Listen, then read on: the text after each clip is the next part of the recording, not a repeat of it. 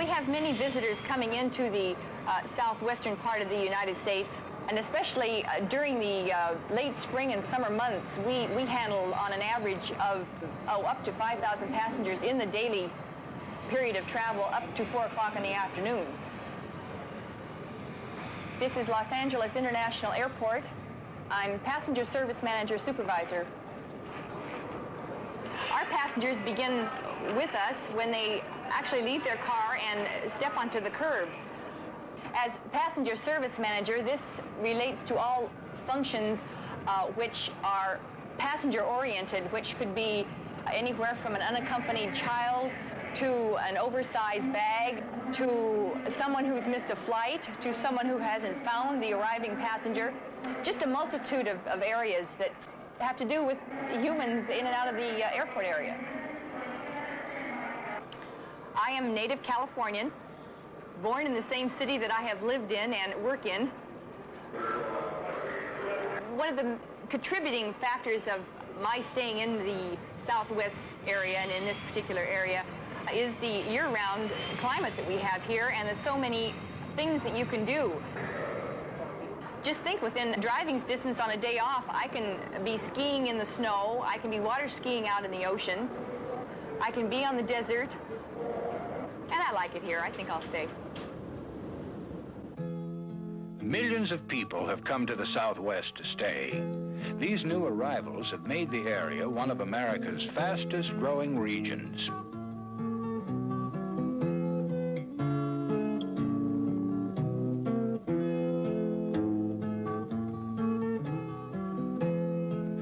Years ago, this small Mexican plaza was about all there was to the little town of Los Angeles. Now, Los Angeles is one of the country's largest cities. The plaza is still here. Some of the old feeling has been preserved, and Spanish-speaking people are one of our largest minority groups. But in our rush to create the future, we've sometimes lost contact with our past, and that causes problems. Los Angeles, the city of the angels. Outside of Mexico City, this is supposed to be the second largest population of Chicanos, or Mexican Americans. We face problems just like any other communities, like unity problems. It's got to be a strong, unity among ourselves. Back in 1973, an art organization approached the Housing Authority. They wanted to work with the community about murals. And I joined up with this organization to be a community liaison person. We like to, see our art, and this is the way we've done it, through murals.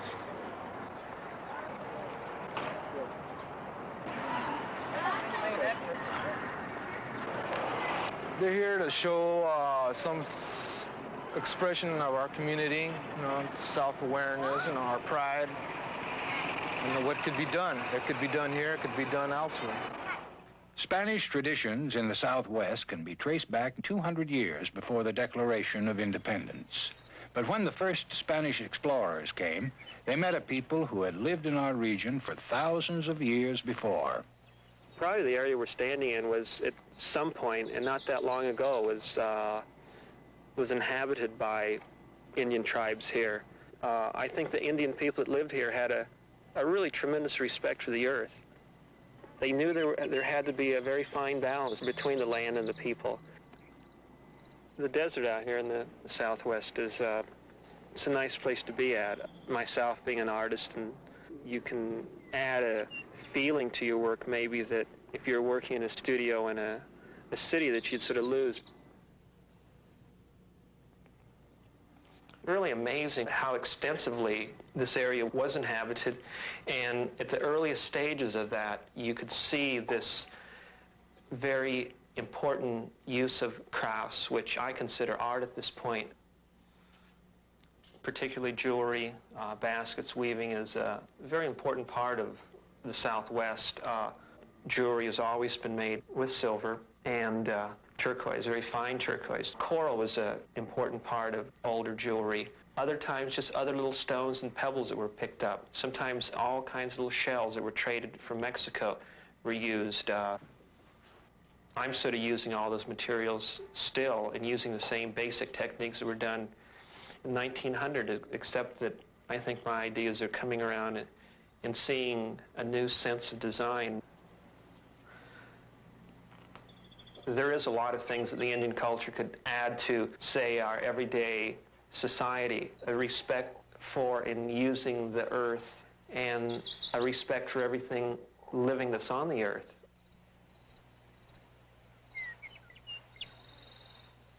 I'm a freelance photographer trying to take pictures of the Southwest. To photograph the desert, there is something to it that is hard to explain, but in my case, I just simply enjoy it because the desert offers you so much. Take the different kinds of cacti. Some of them, yes, they don't bloom the year round. They only sometimes have a bloom that may last 24 hours. But it is to find in a hot, barren country something delicate as a beautiful blossom. And it is this type of thing that I have fallen in love with. The first time I saw the Grand Canyon, I was just amazed. Almost a mile deep from the center straight down. I just can't believe today yet. And I have been there perhaps 100 or more times. And each time I stand on the rim and looking down, I just look at it as if I see it for the first time. I'm still amazed.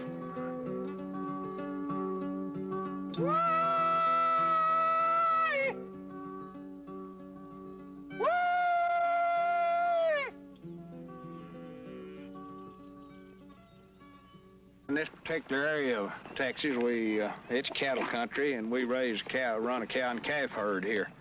What we're doing here this morning is calling these cattle up to feed. We have to supplemental feed them through the winter. They can't get along and maintain themselves and raise a calf without some supplemental feed protein. That's what we're selling to pounds. We're trying to get as much weight on them as we can, grow as big a calf as we can. And they're pretty well broke to feed. They'll come up when you call them, and the boys are out here gathering them now.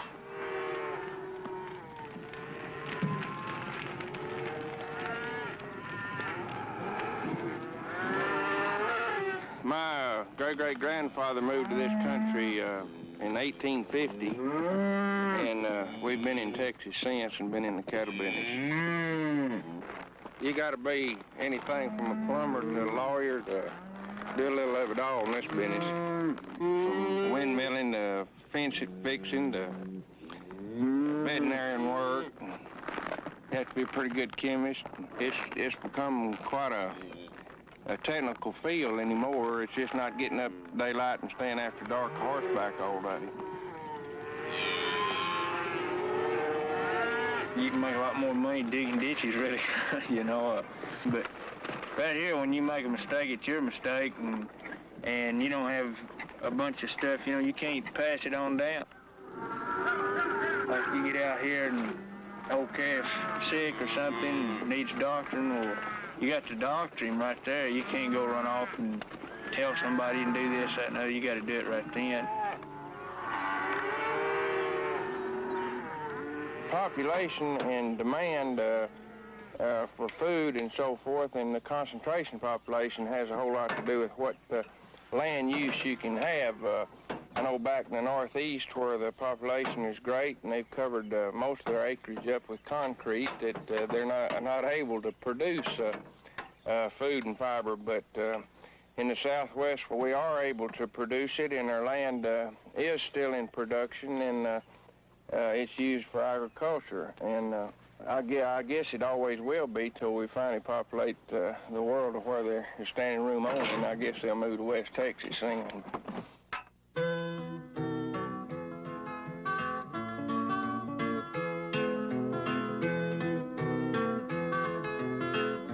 We've always had a lot of open land in the Southwest, but in the past, there was one thing that stood in the way of rapid growth: lack of water.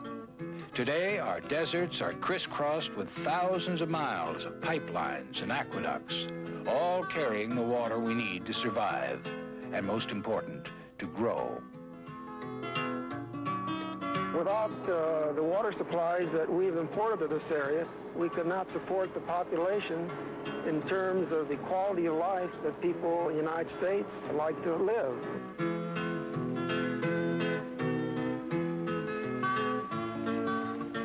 I'm the chief engineer for the Colorado River Board of California, and it's our job to protect California's interest in the Colorado River and see that this area does get the water it needs for its purposes.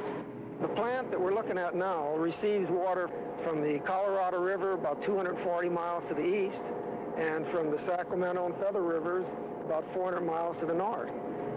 There's been a tremendous change in the physical appearance of the area.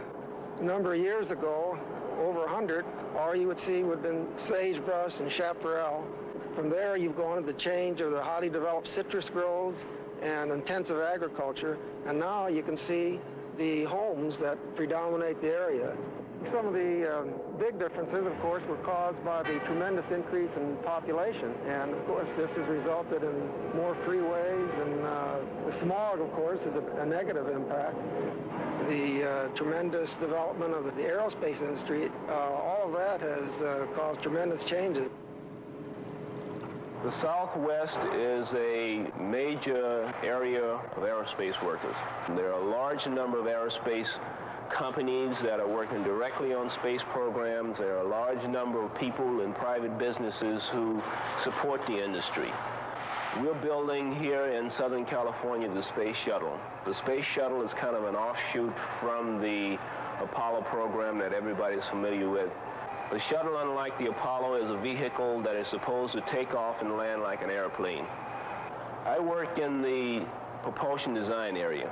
I supervise a number of senior engineers and scientists, and our business is to put together the vehicle that steers the space shuttle. In general, the testing is what causes us to be in Southern California as averse to being in, let's say, the Midwest where you can get snow and rain.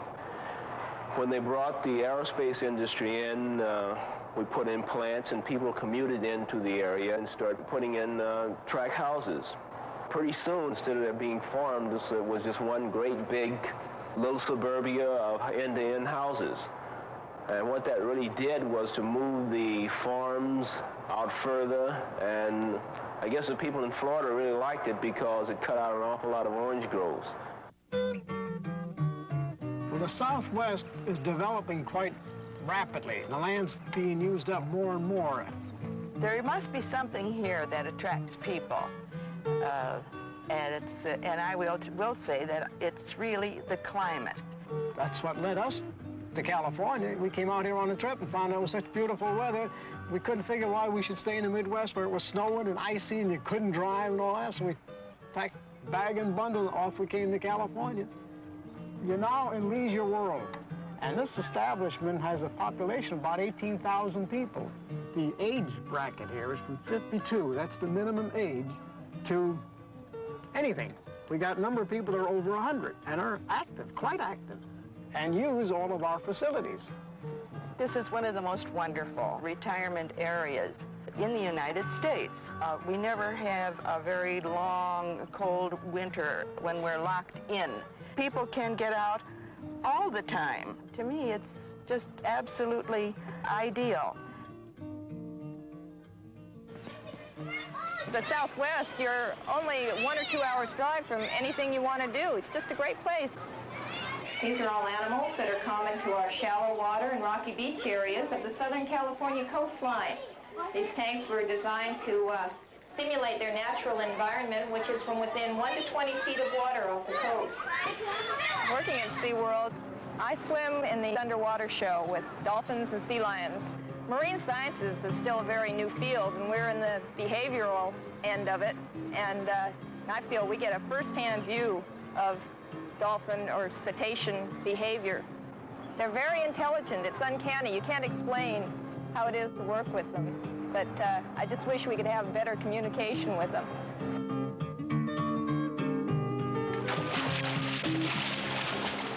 You can really tell what a thriving industry the industry of tourism is. We've seen hundreds of thousands of people come through here in a single summer season. The tourists have a nice casual atmosphere, somewhat tropical atmosphere. They just can come here and relax. changes are all going towards tourism, which I think is a good idea. It's geared to making more parks and more beautiful areas and casual areas. I think the country could use more places where you can just kind of kick back and take a look at all the beautiful things we have. And what I can see for the future is just more and more of this coming. It's probably true that people will continue to come to the Southwest to enjoy our warm climate and unique countryside and culture. The question is, how will this growth affect our way of life? A lot of people want to move to Arizona, to Phoenix, to get away from maybe a city situation they're in, but those people moving here are going to cause probably the same thing they're leaving